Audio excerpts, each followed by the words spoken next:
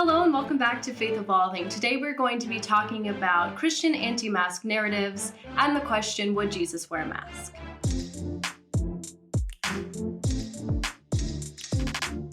Before we start this video, I have some sort of skin rash happening right now. I don't know what's going on. Am I having an allergic reaction? I do not know. But I guess we'll just find out. I have committed to getting dressed up to film this video, and so I'm going to be filming this video. So if you want to find out if I make it through the night and I'm not having an allergic reaction, I don't know, maybe subscribe.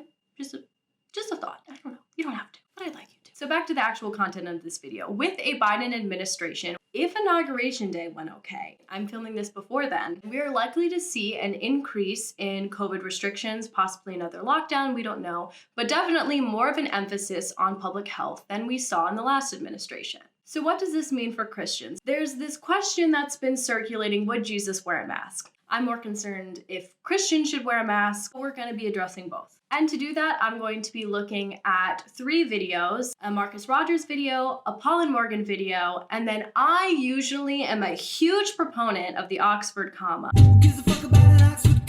But if you see in the title of this video, the Oxford comma is missing, but it is intentional because we are going to be looking at Sean Feucht in the context of a video that fellow progressive Christian YouTuber God is Gray made on him. So first up, Marcus Rogers. In his video, he talks about his belief that when a Christian doesn't wear a mask, it is because they have placed their full trust in God. But this specific clip, in the context of that being an expression of true faith, I find very interesting. Yes, there have been some people who have died from the virus, but guess what?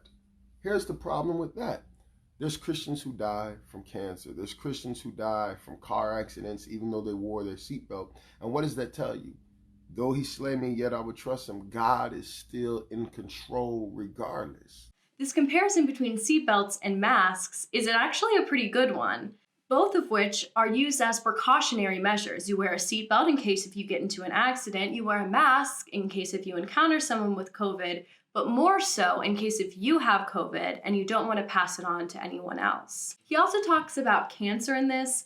I'm not going to touch that because I'm not an ontologist. Honey bun, oncology is the cancer thing. Ontology is part of metaphysics. Get your head out of those philosophy books. I am, however, a Cancer sun, if you want to talk about that. But I feel like that's not the cancer he's talking about, unless if we're all deadly, but... So I'm curious if you would also advocate for not wearing a seatbelt because it's trusting in God. Because to me, seatbelts, masks, chemo are all things that could very well be God ordained to help us out, to help save lives. And that's a good thing. I think it's placing trust that God is good, and so we should do these good things for each other. But the hot button thing in his video is this particular clip. And there's no way in the world Jesus would walk around wearing a mask. He was literally touching lepers. And so the wisdom of that time was what? The lepers had to be cast out. They had to be isolated. They had to let you know that they were a leper. You couldn't touch them. You couldn't interact with them. You didn't want them to breathe on you. And Jesus went out there and he was interacting with them. So you want to talk about leprosy. So biblical leprosy is actually very different than modern leprosy. Modern leprosy, also known as Hansen's disease, is a bacterial skin infection that's actually not very contagious these days. You have to be in very close contact with someone for many, many months and not be treated for you to possibly get it. Whereas COVID is something that's very highly contagious, and while it can be transmitted through close contact, it can also be through the air because of the droplets that are emitted when we talk, and that's why you're trying to trap it in your face with a mask. So with biblical leprosy, leprosy is actually a mistranslation from the Hebrew word sarachat. And sarachat is this idea of being spiritually unclean. It could be because you broke some of the purity laws that were in place at the time, or it could be God punishing you or smiting you for a sin, in most cases, because you gossiped. So pack it up, the CW. XOXO. I wouldn't be surprised if not everyone who had some sort of skin condition was because they sinned and they're being smited. I happen to come from a belief that God doesn't necessarily smite. Anywho, there could be people who were born with some sort of skin condition, or they had some sort of abrasions on their face or their body, and they were, like Marcus said in his video, cast aside. They were cut off from community, and Jesus interacted with these people. even though he wasn't supposed to, because they didn't know if this was contagious or not. They didn't have science at that time. They didn't want people to catch it. But looking at it through this lens of what biblical leprosy actually is, it could be interpreted that Jesus was just hanging out with the physically disabled who had no control over what was happening to them, yet they were cast out of society. And Jesus is showing them, I care about your humanity. Your life matters. You deserve to be a part of a community. And in our modern context, is that not what we're doing by wearing a mask? We are protecting people who are disabled, whether it be by something that they were born with or by just growing older and their immune system getting weaker. Wearing a mask and stopping the spread or preventing the spread shows these folks that I don't want you to get sick and die. I don't want to just go on living my life and have you cut off from community. This is a sense of solidarity that we are in this together, and we will try to do everything to limit the amount of people that die from this. And that seems so much in line with Jesus' teaching of abundant life and caring about your neighbor. This leads me to the Paul and Morgan video. I actually found out about the Marcus Rogers video because in their video, Would Jesus Wear a Mask?, they spend most of it riffing off of his video. And they make it very clear that they are not fans of masks. Even though we have some opinions on the masks and we're not big fans, we typically, unless we're feeling really convicted and bold, we typically will wear them into a Walmart or a Kroger. Yeah. We may dip them below the nose. And one of the main things that they talk about in their video is that Christians who believe that Jesus would wear a mask are doing it because Jesus was sweet, Jesus followed the rules. And they say Jesus didn't follow the rules. He broke them all the time, which is true. I mean, I just talked about, and Marcus just talked about an instance where Jesus was breaking the rules that were set in place. But even Morgan says that when Jesus broke rules, a lot of what he was doing was common sense. I mean, it was common sense and it was for the Father's will. Like, he wasn't doing it just to be rebellious. He wasn't doing it just to be reckless. Right. And to me, that's what a lot of people who are refusing to wear masks are doing. It's just rebellion for rebellion's sake, rather than looking at it as an opportunity to care for others. Because that was Jesus's integral message. And it wasn't necessarily a sweet one. He was convicting us left and right of all the instances where we didn't care about others. And I would argue that a refusal to wear a mask is an example. Mask on, fucking mask on. Actually, just thought of this. I found the perfect life hack. If you want to be rebellious and not wear a mask, wear a camo one because then no one can see it. But actually, there was a different part of the video that was really intriguing to me because I think it's very emblematic or representative of a lot of ideas that are going around in Christian circles, specifically more conservative-leaning ones, that we can't trust science, and science is bad. I think it's interesting, like, we listen to our scientists and our governor and our president, whoever, and, like, they tell us these things, and we have to listen to them because these are the people who, like, know the most, right? Science. I'm reminded of The Daily Show with Jon Stewart clip that honestly lives in my head rent-free, so many of the quotes from it. And it's about climate change, but this specific one of the quotes. I do not believe the scientists because it is their profession, not their hobby. Is so applicable to this situation. And so they go on to say this. What do these scientists of the CDC, the WHO, of Fauci, like all those people who are putting out this information, what are their interests? Where's their money coming from? I mean, are we confident that these people have the best interests of the public, or is there an agenda? If you want to know what the CDC or Dr. Fauci's interests are, the CDC stands for Centers for Disease Control and Prevention. And if you want to look at their little trademarked slogan, it's saving lives, protecting people. That's what their interest is. And as far as their funding goes, people who work for the CDC and scientists, they don't need to be reelected. They don't need to depend on some sort of campaign money from some sort of super PAC that's going to control how they act. That's not how it works. If you're curious and you want to see, you can actually go to the CDC website and they have their budget published and how their funding works, and including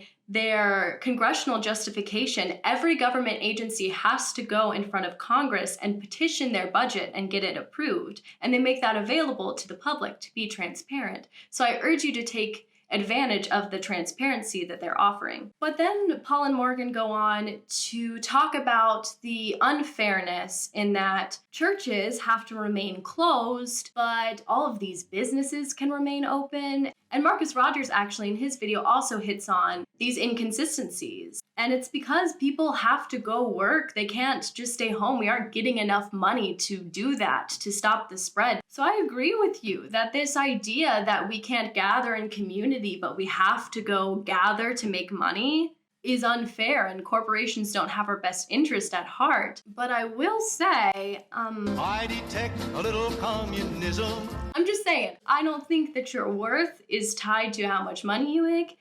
And I think my boy Jesus would also agree with me. But this feeling that I can't gather, but you can, has led to this mindset of persecution that is super demonstrated in Sean Feucht, Mr. Jesus Christ super spreader himself. Jesus Christ, superstar, do you think no one can save you all? Who, if you do not know, he has been traveling around doing these mass worship protest concerts in a bunch of cities where people are gathering, unmasked, singing along.